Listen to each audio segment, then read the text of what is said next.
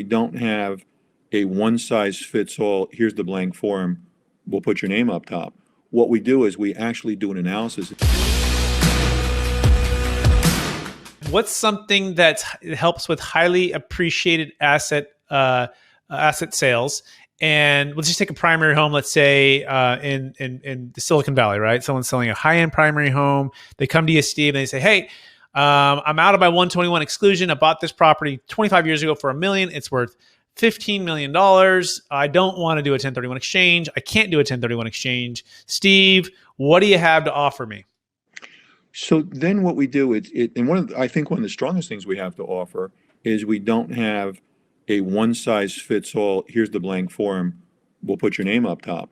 What we do is we actually do an analysis, and the example that I give here is I have twin siblings.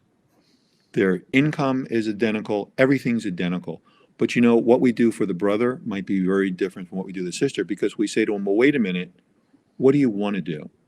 And that's so important, because a lot of times tax planners, they'll come up with something great, and then later on somebody comes to me and says, oh my God, can you undo this? I'm miserable. I hate this.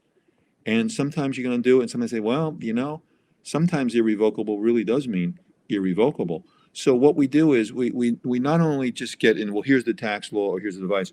What do you want to do? And you say, oh, well, now that I know you want to do this, this vehicle would serve you the best. And I think that's the strongest part, because what I actually like to do, old-fashioned, sit down with somebody and talk to them.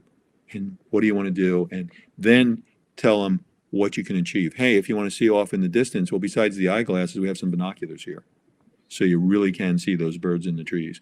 And you want to go and sit by the ocean. And then you talk to people, for example, even with estate planning.